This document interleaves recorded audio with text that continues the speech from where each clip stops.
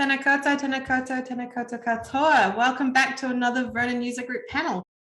We're going to be exploring the topic of dangerous collections, managing your hazardous objects today. So my name is Leisa Taylor, and I've worked at Vernon Systems for a few years now. But in a previous life, I worked in collections, and hazards was a particular favorite of mine, as much as hazards can be a particular favorite of anyone's. So this is a topic that can be really overwhelming. It's definitely stressful and downright dangerous at times. It's something that a lot of people learn the hard way. I definitely did. But when it comes to our safety and the safety of our collections, maybe we should take a turn at learning things the easy way. Today, we're hoping to share, encourage, and support each other as the Vernon community to deal with these difficult situations. Nobody has all the answers here, and almost no one has all of the ideal resources to even begin to cope with some of the complexities of managing hazards. But together as a community, I think we can start to unpack how we can muddle through this and to make sure we stay safe and our collections stay safe. So today we have a few intrepid heroes.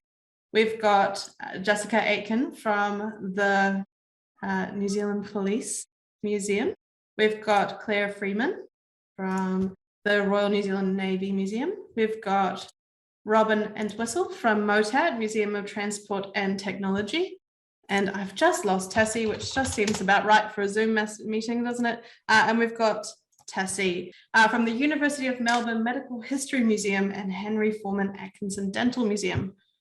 Yeah, so we're going to just take a deep dive into hazards and spend some time being brave, I guess, guys, talking about this topic. We've got first up, Claire is on the chopping block today with going first on the names. So Claire, would you mind introducing yourself and sharing a bit about a project you've been working on with hazards? Nā mai haere mai. I'm Claire, I'm at the Navy Museum, I'm the collection manager there. So today I'm going to be talking about tackling hazardous collections. And I'm basically just going to jump right in. I'm going to look at a couple of case studies of examples of what we did at the Navy Museum, and hopefully that will give you some starting points for when you're looking at hazardous collections. So to start with, fire extinguishers. Fire extinguishers are pressurized containers, so they can rupture, they can explode if they're degrading or if they're old, not properly maintained. And their contents can also be hazardous or can break down as well over time and become unstable. So we actually had 15 of these in the collection. There was only 3 of them were actually catalogued. We just had a whole pallet load. So it seemed for me one of the obvious ones that I could start and have a look at and see where I got to. So the first thing I actually did was a trusty spreadsheet. This is part of my spreadsheet. And I was looking at what we've got, what I know about it. And I ended up identifying 10 of these for deaccession and disposal. Sorry, not deaccession, because technically they weren't accessioned already, but for disposal. Then I had a chat with our fire protection contractors that look after our fire system in the store. And they basically told me that they can just take them away and dispose of them. So that was actually a nice straightforward start, was to dispose of 10 of those. The ones that we retained 5. They also had the answer for that as well, which was they simply took them away, they emptied and depressurized them and brought them back. And so basically they mitigated that hazard. They haven't changed the outward appearance. So the integrity of the object is still maintained for all, for intents and purposes, they look exactly as they did before. So that was actually quite a straightforward one. The next one I'm going to talk about is World War II gas masks. Gas masks at World War II do have asbestos in their filters. It's a component in the filters. And I'm sure most of you know a little bit about asbestos, have come across it before. It was obviously quite often it's a problem in buildings, but also it was used obviously in these gas masks. It was used in other ways as well, fireproofing and insulation. It was quite widely used in the past. And it's obviously quite a hazard if it's disturbed. Those Fibres can be swallowed or inhaled and cause quite serious respiratory diseases. For this, we actually took quite broad parameters. So we had, I think it was 5 in our collection. And then in addition, we actually, scarily enough, there was 2 in our education collection. And obviously the first thing to know about about gas masks is don't put them on. Fortunately, they've never actually been used in any education events. So we took them off them so that we could address them together with the 5 in the collection. And we actually took quite a broad parameter for this. So we knew that particularly New Zealand Navy used World War II era gas masks for quite a while. So we took anything from World War II up to the end of the 1960s to err on the side of safety, basically. We worked on the premise that there was asbestos in these gas masks because we couldn't prove otherwise. We didn't want to deaccession any of these. They all were worthy of keeping in our collection. They all had some historical significance and reasons that we had collected them. But we did actually end up looking at an option to treat them. So this is actually the filters that we used before and after for a treatment that we got a conservator to do for us, which is basically inject a resin into it, and it encapsulates the asbestos in that filter and makes it safe. There obviously was a cost to this, and this was something actually, I should say, the Imperial War Museum had told us about, and they used this on some of their gas masks. So it was fairly costly. We just got it done to a couple of hours, but it means if they're ever going on display from an outward appearance again, they look exactly the same before and afterwards. The rest of the items we just managed in situ. So for asbestos, this meant double bagging, labelling, labels everywhere on your boxes as well as in the store, and obviously wearing your PPE and restricting access. So of course, importantly, we need to document this so that anyone that comes across, these objects needs to know. So Vernon, at the time, they didn't have their activities module for hazardous collections, but and we still don't have it, but we use the risk assessment window as our main way of doing this, highlighting that we had a hazard. We also used a restriction type hazardous, which feeds into that one line display at the top there. So it means as soon as you open that record or you've got it in a search list, you can see it's flagged as a hazardous item. We also put in packing, handling and display requirements into Vernon, and it also we've put it in the condition and treatment window as well. So just to summarise how some of the points that came up, or maybe a little bit, it was basically the process. So perhaps this is a way to sort of start and tackle these kind of items in our collection. Firstly, identify your hazards and investigate how to deal with them. So how to do this? Online resources. There's lots of really good online resources out there. Hopefully, if we've got time, I'll show you one quickly at the end that I'm particularly fond of. Other museums, particularly a lot of the larger museums, have done quite a lot on their hazardous items. There's a lot of people out there that know about specific risks as well, how to deal with specific hazardous items. For us, we talked a lot to the Imperial War Museum, being a military museum. A lot of their collection was similar, but it might be other museums that you're better aligned with that you will go to for advice. And thirdly, get in the specialists, and this can range from contractors, either ones that you use in other capacities or ones that you search out, because a lot of this is really specialist kind of information you're looking for. And the other one I should say is also health and safety managers. If you're part of a council or something like that, I know for the Navy we had a health and safety manager who we could talk to. And don't be afraid to play that health and safety card. It's one that will make people sit up and take notice, and it may well help you in terms of managing and getting funding to manage some of these hazards. Once you've done that, assess the options. So the 3 that we looked at, and then we used all of these in various occasions. Deaccession, it could be an option. You need to weigh up the significance of the item against the cost, and also the all those procedures that you need to put in place to manage it. And there may be times that actually deaccessioning is a good option. And that may be, for some museums, that may be looking at other museums that may be able to give it a better home. But obviously disposal is quite often the outcome from that. But be aware that disposal is also can be costly and can also have quite a lot of hoops that you have to jump through. So you need to make that assessment as you go to whether that's a good option. Second one is treatment or intervention. So any possible ways that you could eliminate or perhaps to lessen that risk. It may include disposing or removing of a part of an object. So we actually had a little kit that had a vial of mercuric acid in it. And it was inside a little plastic container, and actually it was quite simple to get that removed.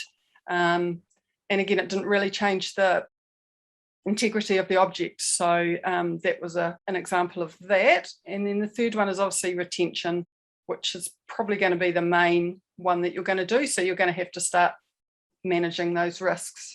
To do that, you're going to have to put in place really good procedures for handling, for access, for all kinds of things. Legislation, I haven't really touched on that, but it's a massive one, and one that you may well need to get expert assistance with. And obviously documentation, which sort of ties in with the first 2 as well. These are a few of the online resources that are really good. I'm going to just quickly show you a couple of screens from that first one, the Imperial War Museum's hazard tool. They give you, I think there's about 13 hazards. They go through what they look like, where you might find them in collection, what kind of items they appear in. They talk about what you can do about that risk. Obviously, the law side of it is a bit different being in the UK, but it was I found that an excellent tool. And just to go back, and there's a couple of general dealing with work hazards and the hazardous substances in the workplace there as well. So I guess just to summarise, as Leisa said, it's not always an easy task. It can be expensive. It can be time consuming. It can somewhat do your head in getting around some of the language around it and the technical side of it. But you have to keep in mind this is obviously ensuring that you and your staff and your visitors in your museum is safe. So yeah, it's a real important thing to do. That's all from me. Oh, that's great. I'm really curious about the gas masks with the resin inside of them. That's such a clever hack for those objects in a way. I'm guessing most of the cost came from the conservator's time. That's right. Yeah. It was basically just finding a suitable conservator to do it and then just paying for them to do it. So we've actually got a question that goes off of that one from Nicole Wall. Out of interest, who was the conservator off the top of your head that treated the gas masks? We did Rose Evans, so she's local and she's done a lot of work. Also, how did you have the mercuric acid treated or removed? Sorry, what was that? How did you have the mercuric acid treated or removed? Right. So we were lucky because we've got quite a few resources through the Navy. So we've got a Defence Technology Agency, which has a full lab. They do a lot of testing and all kinds of things there. And it was actually the Navy that notified us that this was in this special, this kit, a residual vapor kit. And so we simply took it to the lab and they removed it. And it was as simple as that, and they disposed of it as well. And we were lucky because there was no cost for us to do that as well. But obviously, if you don't have those resources, there may well be a cost as well as the sort of trying to find the right person to do it. So, yeah. We've also got 2 other questions. But people really like the idea of what kind of costs were you looking at per mask? As a ballpark figure, obviously you don't have the notes to hand. I'm trying to remember. I think for 2 of them it was under $1,000. I think it was maybe $500 each, but that I'll have a look once we finish, because I might have just completely made that up. But you can always add a note to the recording later. Well, I did it later. And we have a question from Shay. Hi, Shay. Which Vernon fields do you use to distinguish between the types of extinguishers that you have? Good question. And this was also, I should also add that this was quite a while ago that we've done this. So this was probably, I think it's probably about 7 or 8 years. So off the top of my head, I'm not actually sure, but probably under materials. Oh, that makes sense. Yeah, that sounds like a good place for it. Awesome. Well, with that one, we'll say thank you very much, Claire, and we'll come back with the discussion. We'll flip over to having a chat with our next panelist, Robyn. Are you feeling up to having a chat, introducing yourself and giving us a bit of a background on the project at MOTAT? Good afternoon. My name is Robyn, and I work as part of MOTAT's registry team. The Museum of Transport and Technology is located in Auckland, New Zealand. Our team is based at the museum's off-site storage facility. Today, I would like to talk briefly about an important project which supports MOTAT's continued improvement to collection care, the management of hazardous substances, and the role of Vernon CMS in this process. Hazardous substance management at MOTAT has been an ongoing responsibility, with contributions added to Vernon over the years by previous registrars, curators, conservators, and so on. This work has been very valuable and provides a strong starting point for this project. As a result, however, due to people adding their own contributions and building on what has come before, hazardous substances have not been recorded consistently in Vernon. It is a historic issue. This is because, until now, hazardous substances have not been the focus of a dedicated management project in Vernon itself. So, currently, MOTAT uses both Vernon and an Excel inventory to manage our hazardous substances. The aim, however, is to manage them solely within Vernon, utilising the risk management activity module. Why? The catalyst for this decision was the legislation. Under HASWA, the Health and Safety at Work Act, businesses in New Zealand are required to hold an inventory of hazardous substances that needs to be kept up to date. It also must be readily accessible for emergency procedures, as well as to ensure that businesses are recording their hazardous substances correctly. It also needs to be made available for a yearly audit for location compliance certification, which relates to quantity thresholds for certain hazardous substances. The list on the right shows the minimum criteria required for an inventory. Just briefly, there are two main acts in New Zealand which cover the management of hazardous substances. These are HASNO and HASWA. HASNO broadly relates to the safety of human health and the protection of the environment. It also defines hazardous substances. These are any substance with one or more intrinsic hazardous properties. The HASNO class is 1 to 9. Class 7 is excluded from the Act as it relates to radiation, which has its own Act. HASWA is most important from a workplace perspective, as it stipulates the responsibilities of workers regarding hazardous substances, such as storage and handling requirements, and minimizing risk where possible. WorkSafe and the EPA are both fantastic online resources which help businesses comply with the legislation. And if you haven't looked at these already, I strongly recommend you do so. This is part of MOTAT's current inventory. The spreadsheet was organized by a previous registrar working with an external contractor to categorize our hazardous substances. As you can see, it's very thorough and the required information is all there. However, the problem comes when it needs to be edited. Since the spreadsheet's creation, it has been manually updated. So for example, if a location changes or a new hazardous substance is found, or more information about a hazard is added to Vernon, this needs to be added to the spreadsheet as well.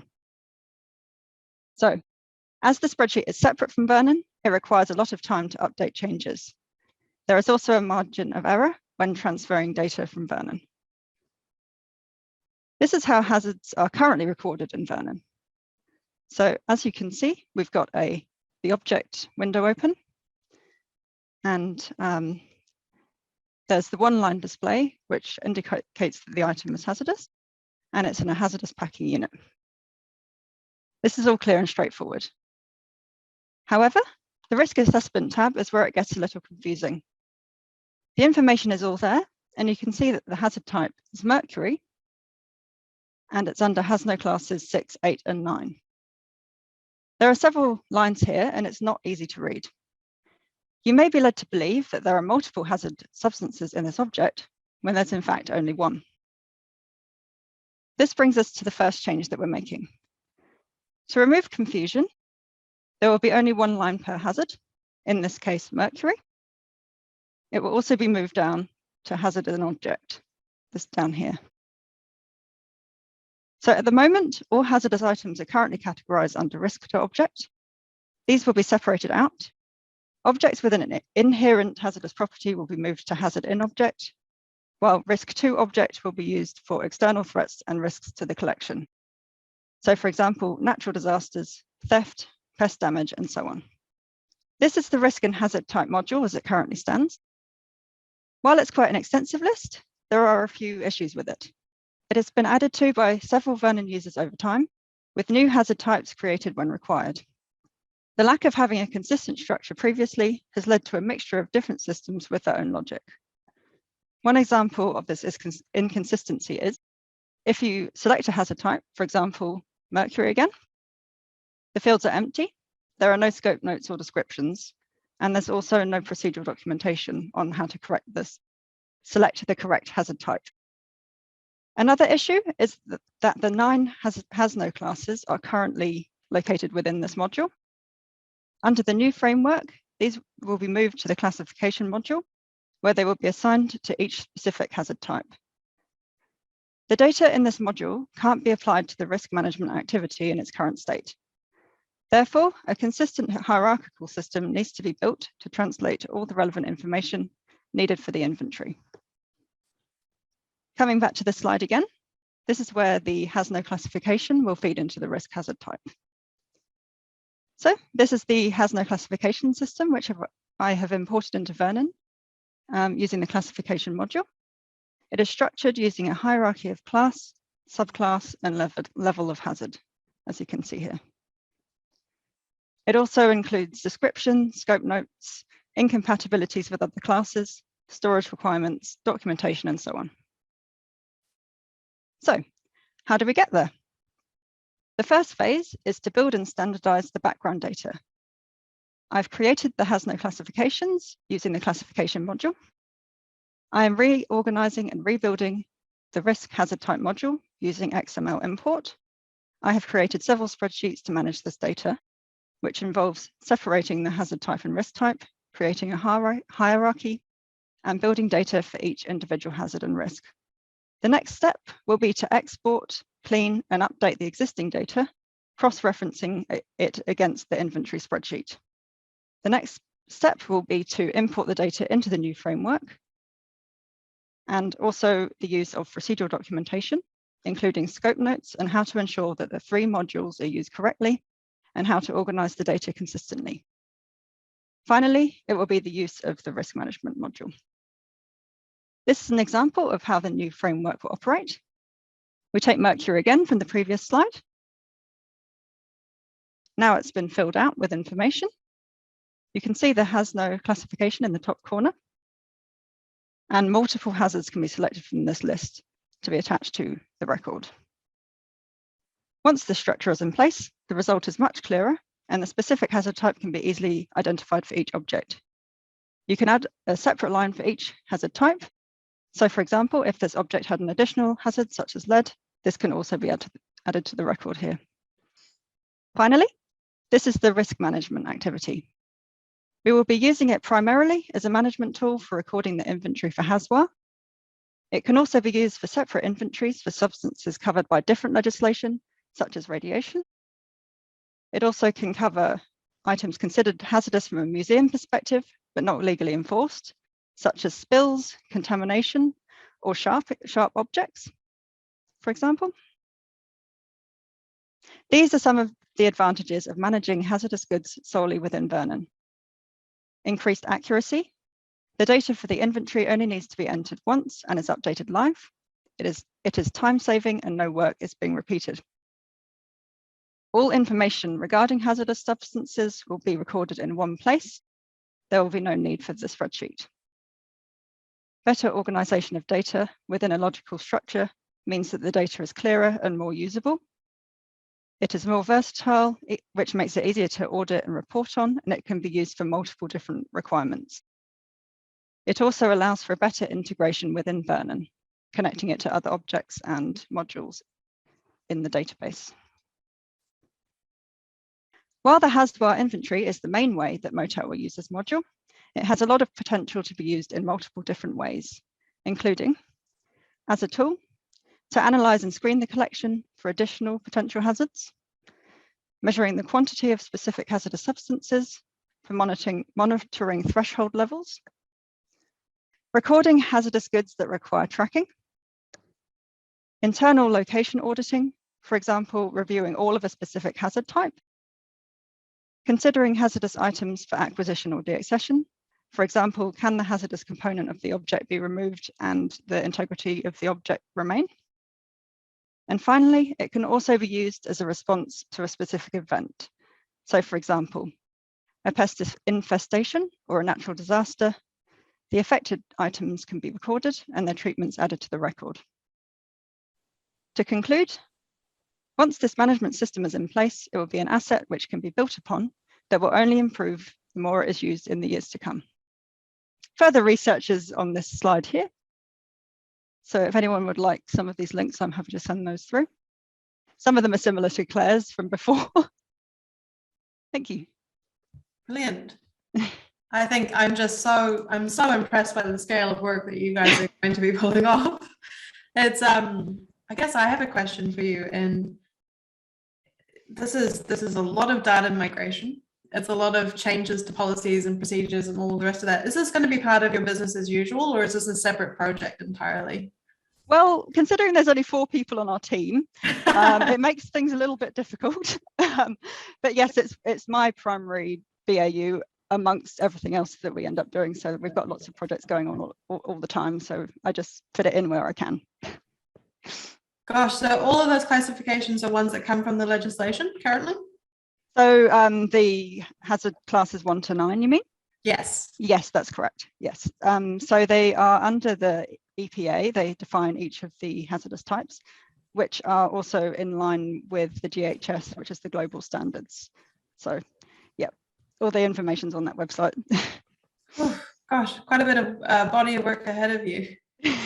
But it looks like, I think it really is going to make a big difference with scaling down. I saw that last screenshot you had where you had just the one hazard listed. Makes it so clear, you know immediately what the threat is. Yeah. No, I think it looks amazing. Thank you so much, Robyn, for that one. We will say goodbye to Robyn and we'll head over to Jess. Would you mind introducing yourself and a little bit about how you manage hazards, in particular a specific hazard in your case at the New Zealand Police Museum? All right. Tēnā koutou katoa. Nā mihi mahana kia koutou I runga I te kaupapa nei. Ko Jessica Aitken toka wingua. I'm the Curator of Collections at the New Zealand Police Museum, Te Wharetanga o ngā Pirihi Mana o Aotearoa. So the museum was established in 1908 and was originally modelled on Scotland Yard's Black Museum. Initially, it was not open to the public, and it was used as a training and educational tool for police officers. Today, the focus is to tell the real life stories of policing in Aotearoa and sharing the personal stories behind major events, crimes, and disasters in our country's history. We estimate that there are over 100,000 objects in our collection, ranging from technology, uniforms, archives, through to weapons, photographs, and evidence from homicide investigations and high-profile cases. So as you can imagine, this means we also have a variety of hazards. So chemical in the form of drug manufacturing equipment, illicit drugs and pharmaceuticals. We've got physical hazards in the forms of homemade weapons, blades, broken glass, knuckle dusters, and some of which contain biological risks such as exhibits with blood residue. So our collection contains items that are graphic, confronting, and potentially distressing. So many are associated with violence, death, and trauma. And much like exposure to trace chemicals over a period of time can affect your physical health, prolonged exposure to graphic collections can impact your psychological well-being. Reactions can and will vary. They can be immediate and obvious, or they can be subtle and slow. And the effects of trauma and vicarious trauma on those working in first responder roles and fields such as counselling and medicine are well documented. When we updated our hazmat procedure, we felt it was important to acknowledge the significance of mental and emotional well-being when working with such items. So we chose to include the term psychological hazard in the policy and to give it the same weight as we give to the other hazards. And when researching for this policy, I found that there was much more literature on the kind of ethics of display and visitor interactions with difficult objects, and less focus on the roles that are required to work more closely with these objects to care for them. So I drew on several sources outside the sector to get an understanding of vicarious trauma and then how that can be applied in a museum setting. So we want to uphold human dignity across all stages. So in collecting, researching, cataloguing, photographing, storing and preserving. And the point of these policies is to keep both our collection and our staff safe. So it's tricky to define a dangerous or difficult object from a psychological point of view. Objects can have different meanings depending on their context. Meaning can change over time, and the personal history, background, and worldview of the individual handling the items can affect their awareness and their interpretation of potential distress. Everyday items, such as glasses, can have a different impact when context is added. So there are some things, some objects where the need for a restriction or warning is obvious. Criminal evidence by its nature can be graphic, offensive, and disturbing. And because of this, and for security reasons, evidence is blanket flagged as restricted. We have a commitment to maintain the chain of evidence, which means the receipt, control, security, and continuity must be recorded, as well as the enclosures, the appearance, and the integrity must be kept intact. And so there are cases where items need to be returned to police for operational requirements. So this might be something like reinvestigating using updated forensic testing techniques. For other items, it can be hard to create a firm definition and overarching ethical standard. And there are many situations where we work on a case-by-case basis. And I think it can be an advantage to have a purposely open definition. So the decision to categorize something as potentially distressing doesn't have to meet a strict criteria. It can be up to the individual cataloguer. And we have a small team, which means that both the access and identifying these hazards can be managed a bit easier. Ours is a collection where the presence of traumatic materials is expected. But I also want to highlight that emotionally upsetting materials can appear in unexpected places. And there are so many stories and communities that we engage with as a sector. They don't all have to be murder cases or disasters. There are many injustices and parts of our history that are affecting to not only those directly, but also indirectly involved. The point of the procedures that we've put in place is to limit or mitigate distress. We want staff to be informed and aware, then assess how they are feeling, have the time to mentally prepare, or decide that this is an object that they do not feel comfortable working with. So to manage psychologically dangerous objects, we use a combination of Vernon cataloguing tools, as well as labels and storage of the items themselves. We work on a no surprises approach. You don't want to be keyword searching in Vernon, switch to the image view, and up pops a photo from a crime scene. So we use a graphic warning image as the thumbnail. And if the object comes up in a search or you have to access the record, you can choose not to view the images. We also assess whether something needs to be digitized. So weighing up the need for preservation and documentation alongside the content and respect for those involved. We use a written graphic warning on the outside of the object housing or enclosure, and their physical storage is in a restricted access location. The digital folders that our images for Vernon are stored in are also protected. And so this means there can't be any accidental browsing through the photos of someone who might have access to our wider filing system. We have a forensic photograph collection with images from crime scenes and autopsies, and this is a particularly confronting collection. So as a further layer of staff protection, work on these objects is only carried out by the museum director. And this is a decision that's made outside the bounds of job descriptions and is based on the ethics and the boundaries of current staff. So we flag these high risk items in Vernon in the administration and risk assessment tab using different categories and the restriction type. Details of the hazard can then be further explained in the notes if needed. And for a lot of them, there are multiple hazards. So like this knife from a court exhibit. So it's also physically and potentially biologically hazardous. And as a convention, we use the name of the victim or survivor to title the record rather than an offender's name. We've added the warning flags with the symbolic, which indicates items that alert with these restrictions. And we also use this field to record any specific requirements in terms of permission. So whether this is seeking permission from the officer in charge of a case, the victim, survivor, their family, or restrictions on timeframes, research goals, that type of thing. So for some Vernon profiles, such as intern or volunteer cataloguers, we also protect the records that have been flagged. So this means they will appear in the list manager with their system ID, but with no other information. And then if that record is opened, it will appear with all of the fields blank. So we want to be as open as possible with Vernon for our interns, so they have a chance to play around and get familiar with the software while still maintaining a safe environment.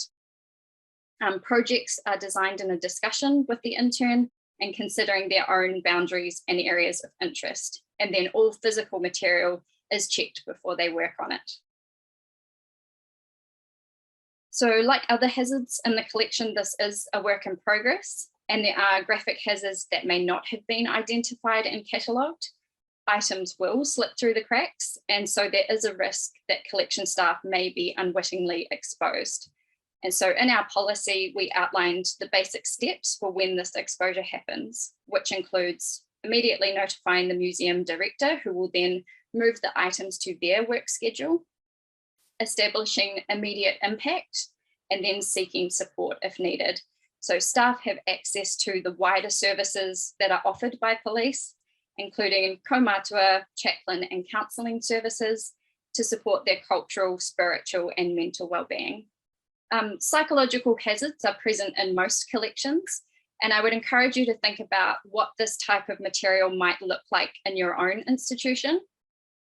Treating wellbeing, cultural safety, and intangible hazards in the same way that we do the tangible is important, and preparing and supporting staff who need to work closely with these items is vital. We want our staff to feel safe and be safe. So how do you support staff who might feel upset or affected by the collections they work on? Do you know what this might look like in your colleagues or in yourself? And are staff able to voice when they are uncomfortable or to say no to working with a particular item? There is a degree of self-regulation with the measures that we have, and the awareness that you cannot eliminate the risks, but you can put the boundaries and processes in place to manage them. And then you can plan for appropriate response when exposure does happen. So thank you, ngā mihi, and look after each other. Thank you so much, Jess. I just wanted to, I guess, thank you for the work that you guys are doing with considering the mental load that our objects can give us. I'm curious about all of these safeguards that exist in Vernon. I mean, do you have any in the physical world as well? Are these objects separated in a specific way? Because I know often when you're working in museums, you can sometimes stumble onto things physically as well as digitally. Yes, so things like the forensic photograph collection is totally separate. They're in locked cabinets, locked room. There's, a few barriers to getting to them. But in terms of the other objects, they are part of our wider collection storage unless we feel like they should be separated. So again, a kind of case-by-case basis to make those decisions. Absolutely. Just saw that someone saying that was great. So I think it's just something that, as we consider hazards, we just keep going further and further into how do we care for our staff and our well-being as well. And I think lockdown and the COVID world, we're becoming more and more aware of our mental health as well, and making sure we make space to take care of that. Exactly. Taking the time, making sure that, you're not overloaded in whatever the work might be. So, yeah. Absolutely. Well, we'll be diving into that a little bit more in some discussion a little bit later. But for now, I'll send you off away from the highlights so you can take a breath of relief. And I'll bring up Tessie and Carly. Would you mind introducing yourselves a bit and giving an overview of the project you're currently tackling? Absolutely. I'll start. My name's Carly. I'm the registrar at the University of Melbourne's Medical History Museum, Henry Forman Atkinson Dental Museum, and the Harry Brooks Allen Museum of Anatomy and Pathology. Tess? I'm Tessie. I'm assisting Carly at the moment. I came in as her maternity leave cover, and I'm staying on and assisting her with the OH&S project and a few other Vernon projects going on. So we're a bit of a team at the moment, just tackling all of this together, which it's really nice to have a OH&S buddy, I got to say, because doing it on your own can be tough. Absolutely. Okay. Ironically, if anyone uses Pages, they might be aware some of these images come up as a template. And this image actually came up as a template, and I decided to keep it because for me, I think it sort of describes hazards quite well. You're sitting on the surface, you think you're okay, and then there's all these things going on underneath that you're not necessarily aware of. So we're going to approach this from a little bit of a dummy's guide to identifying and managing hazards, because that's, I think, a little bit how Tess and I have felt. And so I know Leisa has said that a number of people have been contacting her about this process, and it can be quite a daunting process at the beginning. So we thought we might try and go through some of our early experience in the hope that it might be able to help some other people. We briefly talked about the fact of 3 different collections that we oversee. So for us, Vernon actually houses these 3 distinct museum collections in the one system. So each of the collections has a distinctly different accession number format. We've got about 17,000 objects in the collection. The Medical History Museum has 13,500. The Dental Collection has 4,500, and the Museum of Anatomy and Pathology has 14,000. We focus largely on the medical history and the dental collections because there's a curator that oversees the Museum of Anatomy and Pathology. Okay, we're going back to basics here. So in terms of hazards, what are they? It's a source or a situation that could present a danger to people through injury or ill health. So, for example, earthquakes, they're also a hazard. We call them a natural hazard. We call them a disaster. They're only disasters because humans have come into contact with them.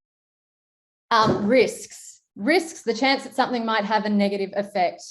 We can also explore risk as the likelihood that something might happen. The reason I'm talking about this is because depending on your background, you may not have ever come across a risk matrix. Some people may or may not have, but they are really important in terms of managing hazards. What are controls? Controls are the measures we put in place to manage our hazards. So I'm going to move on to another slide here. So this is some examples of our how we define things on a risk matrix. So we're looking really at likelihood and consequence. So generally, they will start as a rare, unlikely, possible, likely, almost certain. What's the likelihood a hazard might happen? And what's the consequence? So for example, a sharp is a really, really simple hazard.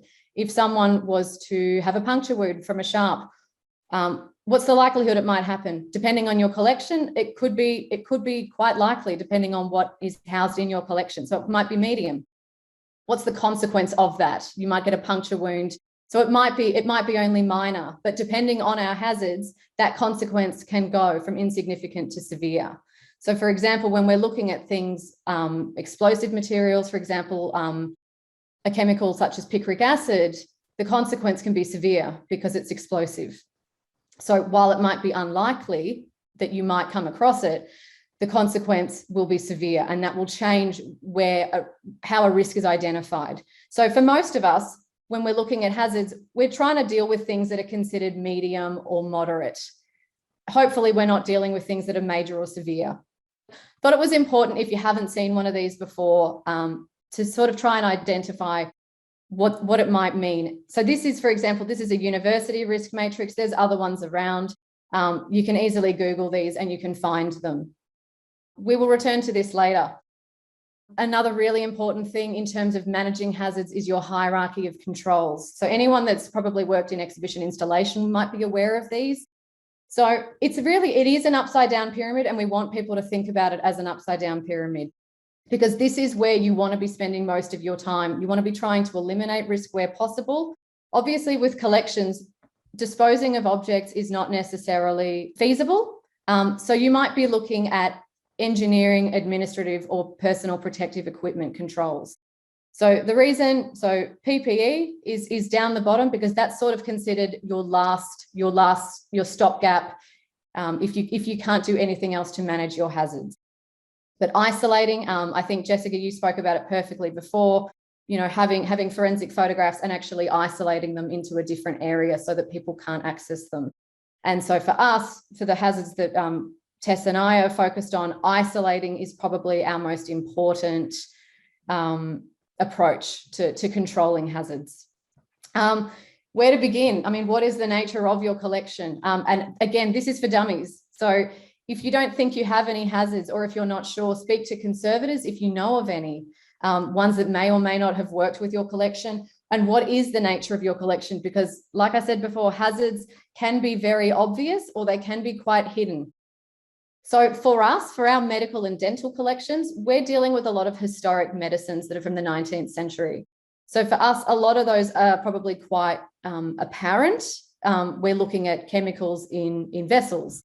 In saying that, though, even for us, what might be listed on a bottle is not necessarily indicative of what potential hazards there might be within that bottle. But I really put up a range of things here just so that people, if you're not aware, be aware of what sort of things it might come in. You can get lead in ceramic. You can get arsenic in taxidermy. Arsenic was used to paint some historic textiles green. There's uranium in glass. Don't cut glass. Anyway, so there is a real range here, and it's really important. Seek out the people around you. So if you don't know where to start, talk to like collections, talk to people that you know have been through this. I know for Tess and I, we've been talking a lot to colleagues at Museums Victoria because they recently went through quite a similar experience and they have quite a similar sort of collection to us. Again, dangerous goods, hazardous goods, poisons, medicines. There is so much terminology in this area. And again, depending on where you are, so if you're in New Zealand, if you're in Australia, if you're international, if you're in the United Kingdom, these terms can have different meanings. So these ones are really specific to a Victorian context. So for us, we're looking at two specific bits of legislation. We're looking largely at poisons and we're looking at dangerous goods. And that's the situation in Victoria. Again, there's terminology that goes across areas. So for example, sometimes you might see something referred to as poisons. Sometimes you might see it referred to as medicines. Medicine can be a poison can be a medicine. Likewise, dangerous goods are substances that are corrosive, flammable, explosive. They might be water reactive. They can be also a hazardous substance, and they can have the potential to harm human health. So I don't want to scare you, but some of these things can be quite dangerous. Asbestos is one of those ones that I think across most jurisdictions is quite a significant issue. Lead, depending on the nature that lead is within, can also be quite an issue. Lots of these different dangerous goods have different symbols, and this is something Tess and I are looking at exploring, importing these into Vernon as a really easy stopgap so that people can visually see, okay, it's a hazard. Is it radioactive? We have a historic X-ray collection with equipment. So radiation, which is for us considered, it can be hazardous. So for us, radiation is something we need to identify in our collection. Another thing to think about with managing hazards is that some different hazardous materials can't actually be stored together. So, for example, something that might be explosive cannot be stored with things where water might be of concern. And this is something that Tess and I are in the very early stages of identifying in our collection. This really is Australian specific acts and legislation that are really significant. For us, the two most important acts are the Dangerous Goods Act and the Occupational Health and Safety Act. Legislation, there's a lot. The main ones really is occupational health and safety regulations, the drugs, poisons and controlled substances, the poison standard, dangerous goods regulations, radiation regulations. So I think likewise, Robyn, you mentioned it before, same with us in Victoria, radiation has its own legislation, aren't we? So lucky. So returning to where we're at, again, we have a collection that largely has a lot of historic medicines in it. So one of the things we have to do is comply with the poison standard. Some of these different schedules require permits. And so what we have to do as part of our hazards audit is actually identify different schedules, and we have to apply for permits, and then we have to house those poisons in certain ways. So in Victoria, schedules 4, 7, 8 and 9 require a permit. The storage requirements about those different items, schedule 10 have to be immediately seized. I'm going to let Tess talk now. So thank you. Thanks, Carly. That's why it's so good to have a comrade to go through all that legislation. I think the poisons, what's that document called, Carly? It's like 750 pages long. The poison standard. The poison standard. Yeah. So really, I think at first, Carly, it just seemed like this big mountain we had to climb and all this legislation to wade through. But I've got to say, it's getting clearer and there is light at the end of the tunnel. I think it's really, really normal to feel overwhelmed by it all. So I'll take you through to the next part. I'm going to look more at the cataloguing side of our hazards and more of our objects in our collection and how we figure out if they're a hazard, and when we do figure out they're a hazard, how we use Vernon to keep everyone safe. Here we have a photograph of Melbourne Medical School's first building in 1864.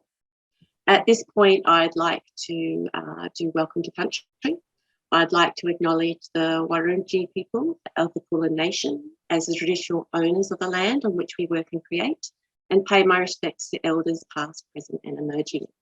About our collection, there are 3 museums within the Faculty of Medicine, Dentistry, Health and Sciences at the University of Melbourne, with over 35,000 objects between them.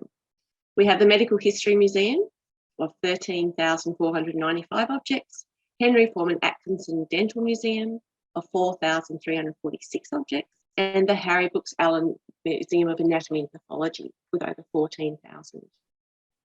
So today I'll be taking you through identifying and managing hazards in the Medical History Museum. Since its inception in 1967, the Medical History Museum has developed a diverse and varied collection of over 13,000 items, including documents, photographs, artefacts, artworks, ceremonial objects, medical and scientific equipment. The core of the collection began with material related to the history of the Melbourne Medical School and has now expanded over the years through major gifts, which encompass the history of medicine in Victoria, Australia and internationally. Today I'll be focusing on the Medical History Museum's Savory and Moore Pharmacy. It's on permanent display in the Brownless Medical Library on campus. So the Savory and Moore Pharmacy was originally located in London at 29 Chapel Street, Belgrade, and the pharmacy operated between 1849 and 1968. The furniture and fittings were donated to the Medical History Museum in 1971 by the Wellcome Trust. What do hazards in a medical and pharmaceutical collection look like? We have heavy metals and chemicals that may be toxic, corrosive, flammable or explosive, potentially hazardous materials, which may include sharp instruments, equipment that might be contaminated with human tissue, medications and drugs that are dangerous or prohibited, radioactive apparatus and bottled anatomical specimens. So in Australia, some historical medicinal drugs are now classified as scheduled poisons under the standard legislation or as a hazardous under the Dangerous Goods Act. Historic drugs may also have toxic additives such as lead, arsenic, mercury, and strychnine, and it's generally thought that historic drugs have not lost any of their potency. So basically, the legislation applies directly to museums that possess objects containing any controlled drug that is currently listed on the schedule of the Act and the regulations. So there are no distinctions made for drugs that are historic or that are held by museums. So basically, the legislation covers certain types of object paraphernalia as well. So it could be used in conjunction with controlled drugs, those used to smoke, inject, smuggle, or contain drugs as well. So a museum with controlled drugs in its collection must hold a permit to possess them. A permit to supply is required to lend or transfer objects to only other licensed museums. So how do you find out what schedule your drugs fall under? So basically, we went through a 749-page document that outlined the schedules that drugs are classified under and all the compliance necessary to store these poisons. Here you'll find the display, storage, handling, recording, and reporting requirements. So what we found at our museums is we actually identified that we had 3 projects. We had, first of all, the compliance to hold a permit to possess the poisons as legislated underneath the poison standard. We also, secondly, identified we had potentially radioactive objects that may require a separate permit if they're not decommissioned or deaccessioned. And thirdly, we found that we had objects that were hazardous or dangerous woods, such as corrosive or flammable. Some of these objects we found were not only both scheduled poisons, but also a hazardous substance and a dangerous good. So in this chart here, for example, you can see mercury ticks all the boxes, whereas something like penicillin only is a hazardous substance and a scheduled drug. We then could list what the schedule was, what the regulations it fell under, and also the little pictogram indicators or the safety warnings that we would need to put on our objects. So identification, how did we evaluate our collection? So basically the first thing for us was a visual walkthrough, looking for signs of broken objects, leaking vessels. You'd be surprised what you haven't noticed. We did a lot of research, so Google, safety data sheets, WorkSafe sites. We contacted other museums such as Museum Victoria, who'd also been through a similar permit application. We looked at historical information, so books on historical drugs. We looked at Latin patent name or synonyms that are often used. For example, calumel is another name for mercury. And then on our visual walkthrough, we could then identify these on our objects. So you can see here as an example of our pharmacy wall. We started looking at the Latin names and synonyms on the jars. We looked at empty bottles that may still have residue. If they were empty, then therefore the hazard or poison was quite low risk. We looked for corrosions around jar lids, and we basically were aware that some of the contents were not visible to identify. So some of our reference material was at the university. We have access to Gold FFX, which gives us the ChemWatch data safety sheet. And on here, you'll get all the information that you'll need. This is where I got the information to add to Vernon in my risk assessment. So basically it tells you the schedule, the pictogram, the first aid, the storage, and the handling requirements there. Okay, so one of the other ways, instead of a visual walkthrough, is we actually exported our 35,000 records into a spreadsheet. So we basically reported on, you can see here, accession number, name, title, brief description, and also the current location notes. What we then did was some help from Grimwade, which is a conservation institute at the University of Melbourne. And they actually took all the terms from the poison standard, all of the 749-page document. They scanned through that, copy and pasted it into Excel, and then ran a comparison with our name, title, and brief description to try and find those drug names within our collection. So what you can see now is they actually found S9, S8, S7 and S4s, which were the 4 main scheduled poisons that we needed on our permit. What they then gave us was they told us what was in each drug, what was in the packaging, what the schedule was. So here you can see it's S9 heroin, reference, bit of a description and an image. So what we're able to do with this now is we're able to take that back and now use this in Vernon to flag and add all this extra data into Vernon. And this is just another quick other classification reference, which I'll put in the references at the end, is the GHS classification. Basically, it's the United Nations came to an agreement with all regulations for hazard should all have the same pictograms. So this is an example of another good reference point other than safety data sheets. So, yeah, exactly that, identification, going through, looking at your objects, looking at, for here, for example, is a patent brand name. Here we have very little knowledge of, well, I did, of what this actual chemical was. This one's in German. This one, they're very small, but there's quite a few different objects in here. And this one was a bandage soaked in picric acid. So on further research, we found out that this object here was actually a barbiturate marketed under the brand name of Vernon, and it was the first commercially available barbiturate used as a sleeping aid and hypnotic from 1903 into the mid-50s. It's a lethal sedative. This one over here, it basically is harmful if swallowed, but otherwise it's sealed, it's not of too much danger. But still, we would need to put a warning on there of its toxicity. Over here, basically, this is more of a herbal type object or medicine, so didn't prove as great a risk. This very, very small kit actually did have 1 vial of pure ether, which is a poison.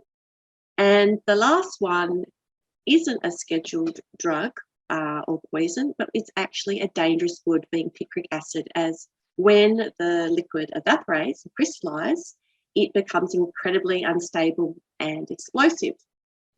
So from our identification, we were then able to label what all of our objects were. We could get the pictogram, and then we could go forward and not only label our objects, but now use Vernon to alert people of these potential hazards. So the next thing is communication. So how we use Vernon. So Vernon is now our digital registry for documenting hazardous substances in for our part of the permit. It is required that you have a digital registry. We obviously use it for location. A really big thing that is required for a permit is they want to know where it is and that you're tracking it. So I had to provide a screenshot of our location record, and also I gave them I reported on a movement log. So basically I showed them how we could see who moved it, when and for what reason. So it's really about being compliant. The interesting thing they told us is they're not really worried about the public. They're more worried about theft from staff, because that's where most of the hazards happen and the things go missing. So we had to prove that we could track. We also had to prove that we had only designated authorised people handling these objects, and 2 at any time. We have to do a stat dec, but you can do a police check or that, anything like that. The information from the safety data sheets are now going in our support packaging and handling. For here, you can see with S7s, we can only now display them in high security lock cabinets, but there's packing requirements with them. We have to double bag them or double tub them. And basically just a bit of background on the PPE that you need to wear. The documentation, so those safety data sheets are now going to be attached to all the relevant records in Vernon. The other thing we've had to do is draw up new safe operating procedures. So basically, this will tell people on how to do all the stuff that's in Vernon, but one-stop document on how to handle, display, store, record, and all the PPE required.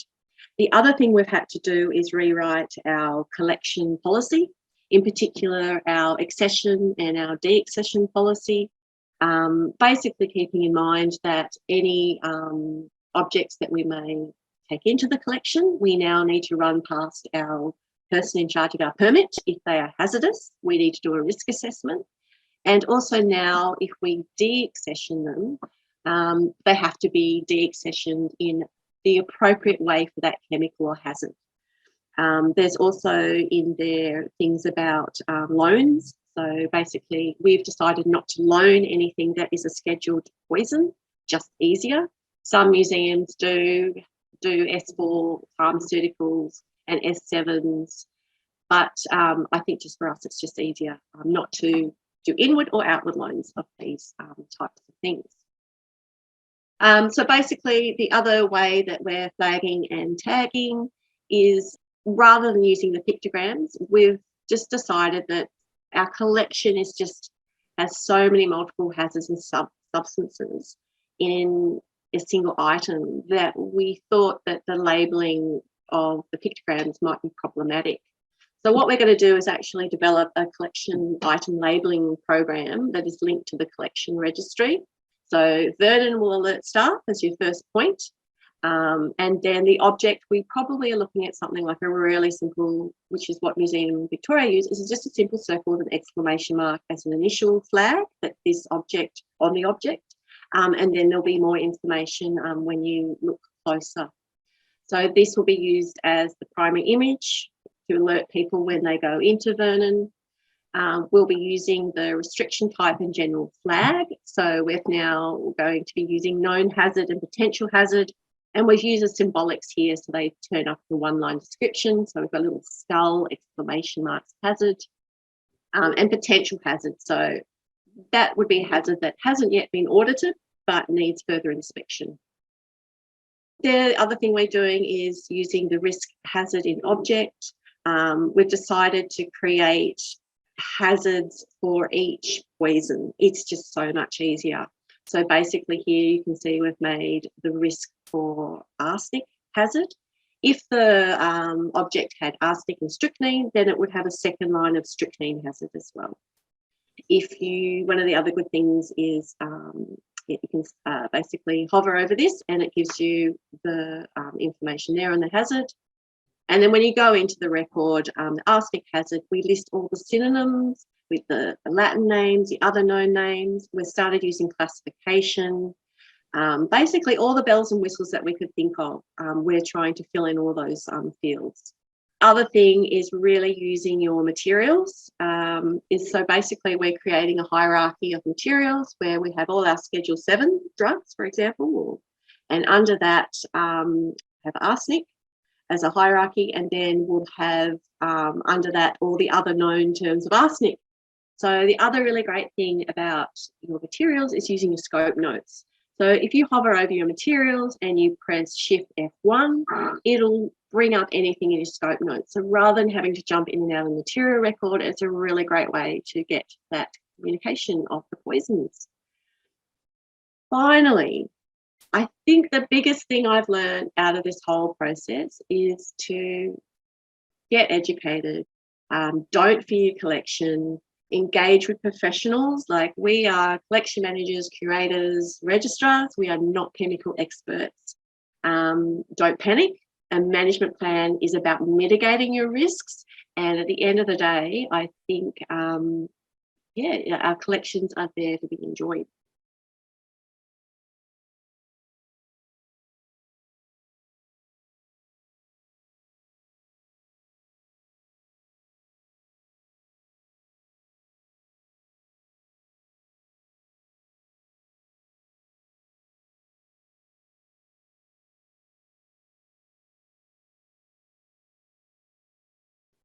I've got just a few references if you're interested, really some really useful sites that I have used. There's a really great webinar that I found which is connecting to collections and care. And here's a list of them there, which I'm sure Leisa will pass on to you. And that's all. Thank you. Thank you so much, Tessie, for that. I feel a lot of people are going to find it really interesting and reassuring as well. And also thank you so much, Carly, for that talk. We'll bring our panelists back and we'll answer a few questions. So I've got the first question was for you, Robyn. Nicole asked, did you have someone from WorkSafe help you with the identification of hazardous substances?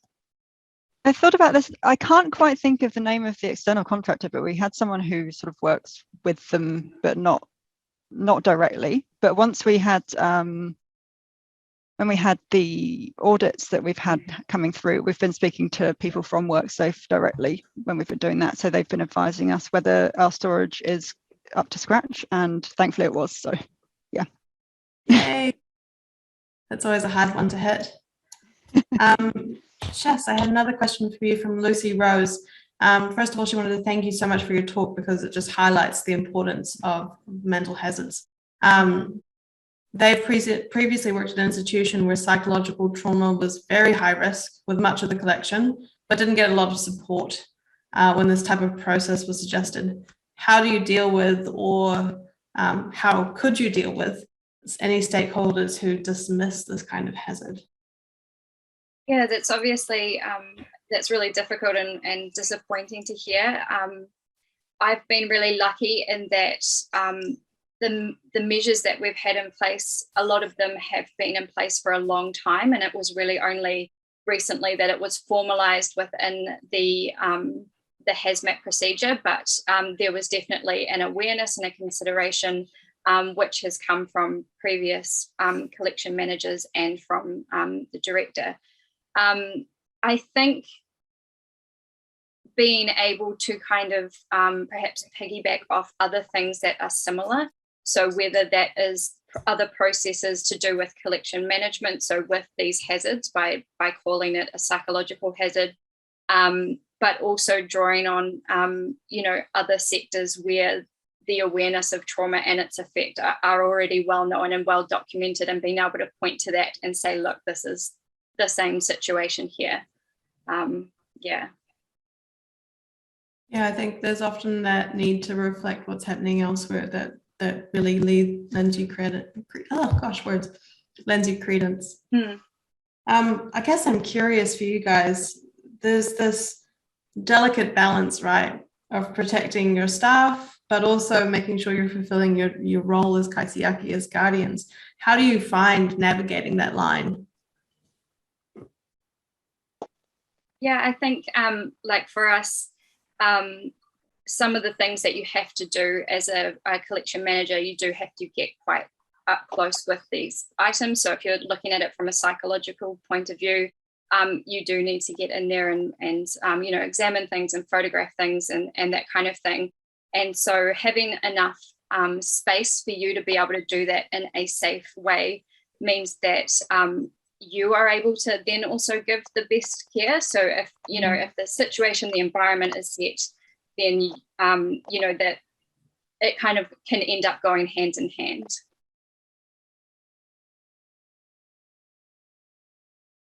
I'm curious for you guys, what do you think trips you up the most when you're managing your hazards? Something that surprised you, or what's tripped you up in this sort of process? Because it's something that will likely trip others up.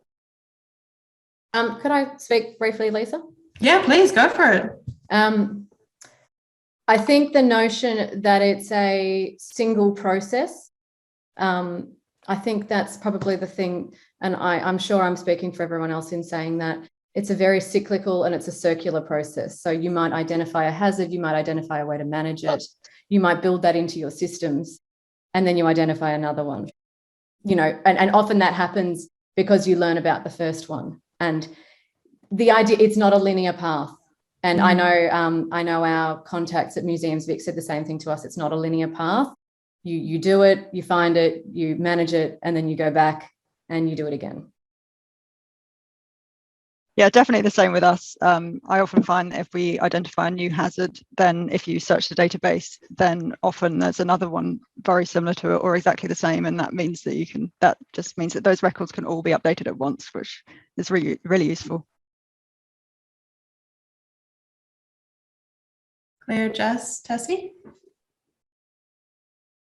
I agree with that. I think also for us, just the particularly sort of what Tessie was talking about, just all the technical data behind it. Can be really complicated in the legal requirements. It's I think probably just the fact that you have to commit a lot of time to actually work through it properly, and to get your head around it. Yeah, technical jargon is a lot, especially when we're not legislators, we're not chemists. I think as Tessie and Carly pointed out, it's all, I don't know, it's a lot of foreign language for me in some ways when you're looking through these things. Yeah, and even when you look up the chemical, you have the chemical, but you don't actually know if the quantity of it is unsafe or the compound is unsafe. Like, it's really, really hard. Even with those safety data sheets, like, you're like, is it the same? Like, you really do need an expert to help. But one of the things that's made me feel better is that you can actually live with hazards in your collection if you manage them properly. Like, it's not doom and gloom. You just equip yourself, you educate yourself, and you just got to take all the precautions to be safe. But at first it does feel like you're running from a volcano that's erupting. But I think the more Carly and I equip ourselves with information, I'm starting to see things that I can't unsee now. Like, I walk through the collection, I'm like, oh my God, like, hazards, you just see them. You see hazards, yeah. They're everywhere. Yeah. I mean, most of you, have people got policies and procedures already outlined and written for dealing with hazards? No, we don't. We very Indirectly approached it as it sort of comes to light. We kind of tackle it, and ideally we would, but just to add it to the list of other things you need to get done in our roles. So yeah. I mean, it's something that there's so many policies to write in so many ways. It's just another one to add to the list. I think, Jessie, you mentioned that you'd done a policy for dealing with, is that correct? Yes, so we had, kind of a few different processes for dealing with different hazards, and these had been done over, various times. So actually during lockdown was an opportunity I took to work on some policy, and that was kind of collating everything together.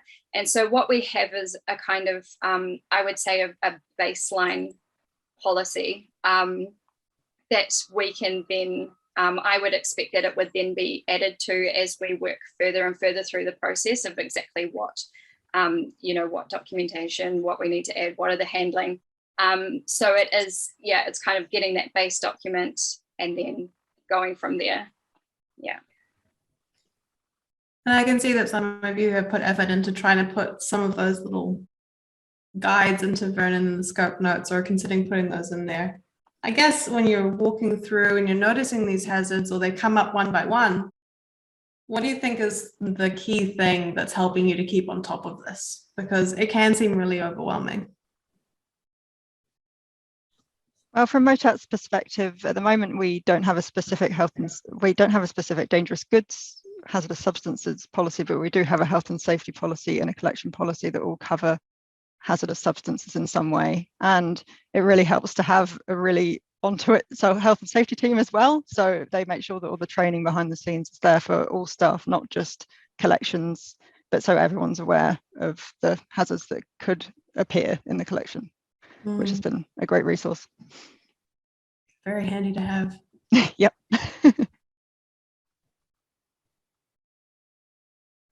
There's just been a question that's popped in for you, Robyn, from Elian.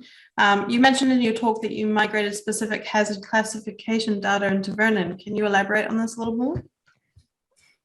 So basically, the New Zealand classifications are from HAZNO, which is a classification system that it works in parallel with the global harmonised system that Tessie and Carly touched on. So the information on Haswell was found on the Environmental Protection Authority's website, and all that information is CC BY. So that information could be used by anyone in New Zealand that needs that information for their businesses. And I've imported the information for each one in a hierarchy to make sure that it's all there. And it highlights things like how to store information, how to store objects, and also incompatibilities, which are really important, as the others touched on as well, to make sure things aren't stored in places where they might potentially help them blow up more, for example. It's not a good thing to have things blow up more.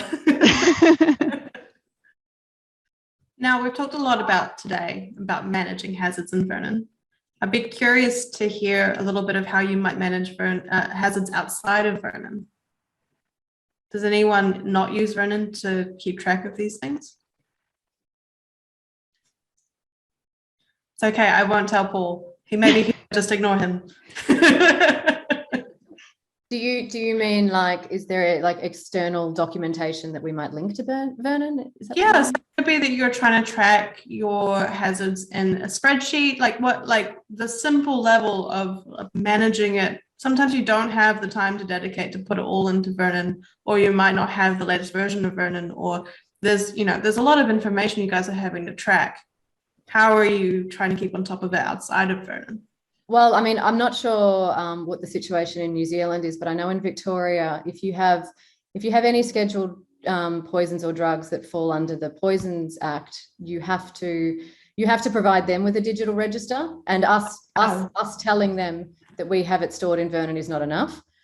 So we do have to have, we've got sort of twofold obligations. So we have to supply our university with their own templated digital register, and we have to supply a different digital register to the Poisons, the Department of Health. That's why for us it made sense to start with their template and work backwards to Vernon and go, okay, this is what the university, like, it's not good enough for the university for us to have the records in Vernon. We have to have them in this template. Carly, I don't know where is OH&S or some chemical management have a copy. So it's easy for us to map to that. So that's what's really led how we use our data field in that inventory form there. And it kind of, when you fill it out, it mitigates the risk for you. That's what that document does. Jess, Claire, Robyn, are you using anything outside of Vernon to help you keep on top of your hazards? Yeah, we do use a little bit, kind of like a combination. So we've got all of those Vernon processes, but then we also have Excel spreadsheets. So for things like our drugs and pharmaceutical register, having those separated out into a spreadsheet, which then covers, all of those kind of like handling, volume, what class is it according to the legal system, that kind of thing. As well as a hard copy register, which is something that has been kind of added to over a long period of time. So I think, Excel can be a really good tool, and then having those physical labels as well. So even if you need to put the documentation in with the, and with the object or whatever it is, like, as long as, the warnings are there, the labels are there. So yeah, anything you can do. Absolutely. Claire and Robyn, you've got something similar, I'm guessing? Yeah, again, something similar. As I mentioned in the presentation, at the moment we've got the spreadsheet, but it's sort of in tandem with Vernon. So we're working on trying to get it all into Vernon, because thankfully in New Zealand, at least for the HASWA legislation, the database is totally okay to have that as your inventory, because as long as you can access it within a few seconds is the requirement, then it's all good, which is perfect for us. But if we did need to have it in the format of a spreadsheet, the great thing about Vernon is then you could pull the information back out and put it into the spreadsheet, and it will be updated, so you can keep creating these as and when needed. And certainly for us, although we started in Excel and have gone back into Vernon, the long-term intention is to have Vernon as the central system that we can then spit out that information into whatever template we need it to. Agreed. And I think the manual labels don't still a fantastic way to manage a hazard. If someone doesn't have access to Vernon, it tells them they have to go to Vernon, you know.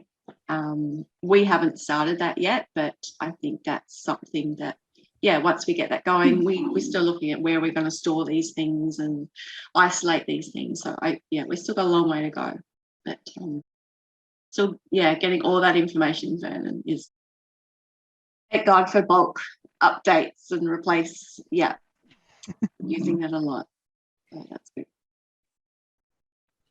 Definitely having all the correct labelling systems is really fantastic. We've got a lot of packing units with all the items grouped together with a specific type of hazard, and having labelling on the box and inside the box and on the room door has been really useful. So we've even got in our off-site storage facility, we've got a specific area to store hazardous substances, and we even have it down to the shelf, which shelf you're allowed to put these substances on, which very useful. Yeah, that's also a really great way of foolproofing it for people that maybe don't have that knowledge when it comes to the future. They know instinctively these are places they're not supposed to put it. Yeah, no, that's really great. I just wanted to say thank you again to everybody here, especially Carly and Tessie on the day off. So volunteer your time to present for us today. I think it's just been amazing to have you guys share your knowledge. And for everyone that is looking at managing hazards or is starting off on it, I think the key thing to take from these guys is to be proactive and to take courage, I guess. You know, there's a lot of people in the community that are more than willing to discuss and share and collaborate with. These wonderful presenters have all got so many resources that in the recording I will try and attach as many of them as I can as links so that you can look at it again in future. But thank you to everybody again. It's been great. And I appreciate all of your hard work, which I know you've all done behind the scenes. And it's been wonderful having you as panelists. Thank you. Thanks for having us, Leisa. Thanks very much. See you, everybody.